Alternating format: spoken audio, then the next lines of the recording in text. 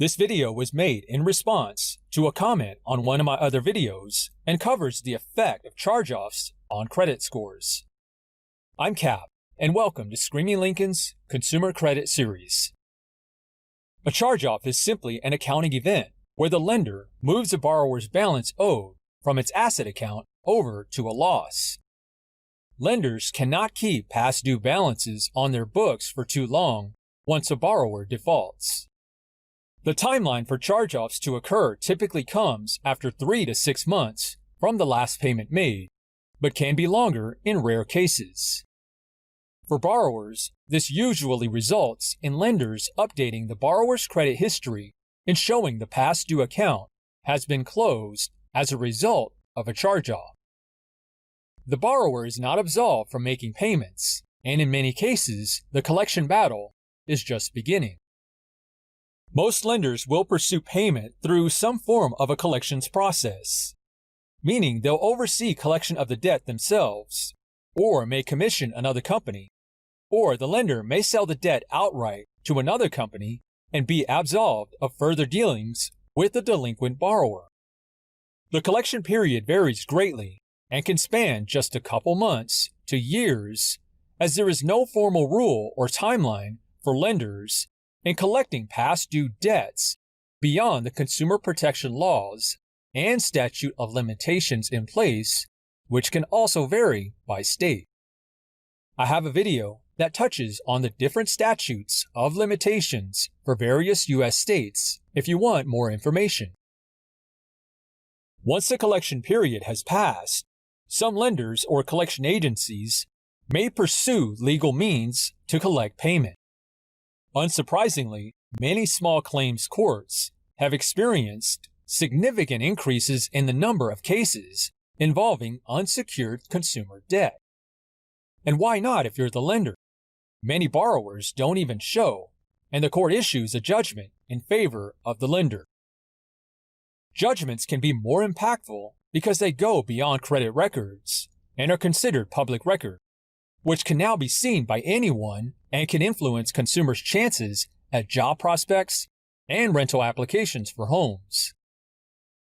For a borrower, a charge-off translates to many missed payments appearing in their credit history. The recency and severity of missed payments has a severe impact on credit scores. This activity remains in a credit history for 7 years. Once a credit account has moved through the delinquency period to become charged off, severe damage has already been made to the credit score.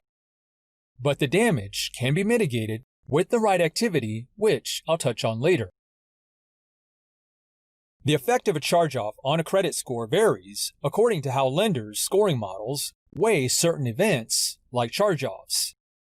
I refer to derogatory marks like missed payments, judgments, and collection accounts as adverse events for a reason. Many credit scoring models see these adverse events as binary conditions within a credit history, meaning they either appear or they don't. This binary perspective allows credit algorithms to better classify borrowers into certain risk classes, which reduces the human element in evaluating a borrower's creditworthiness by relying more on automation from algorithms to generate decisions.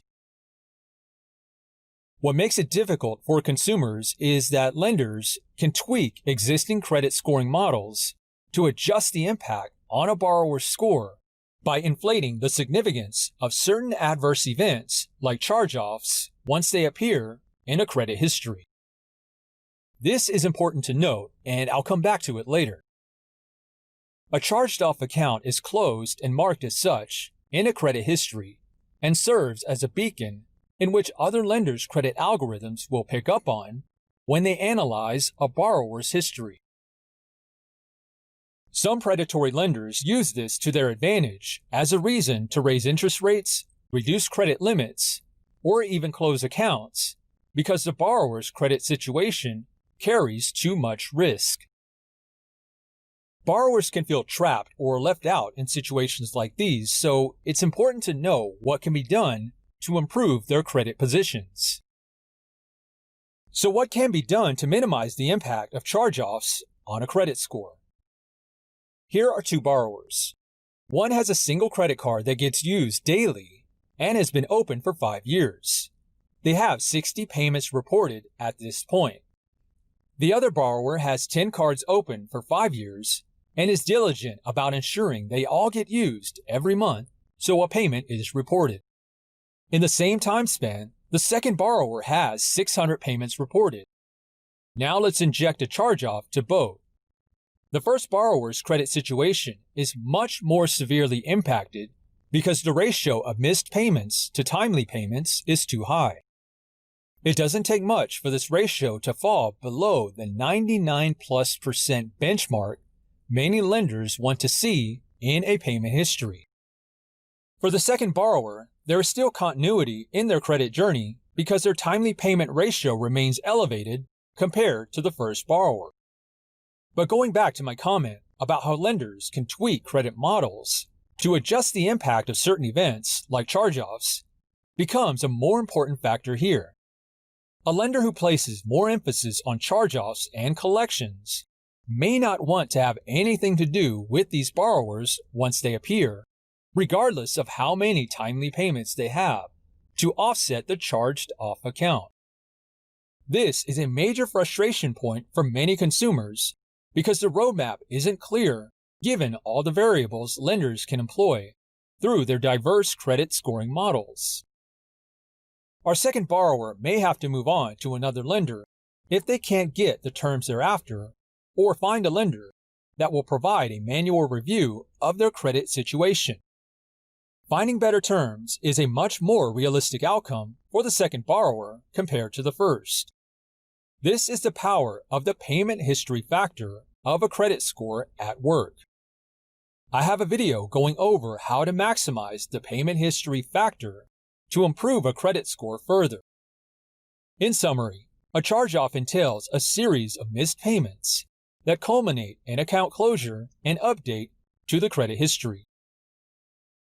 A collections process typically follows and may progress to legal action with some lenders. Once a charge-off appears, all hope is not lost, provided a borrower has other accounts to fall back on, which can provide a backstop to rebuild their payment history.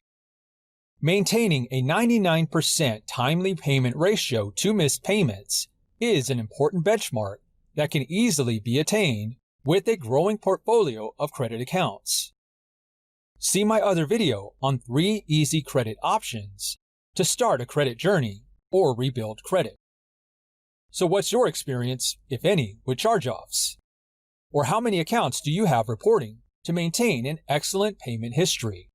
Let me know in the comments anytime. Hit it, Steve.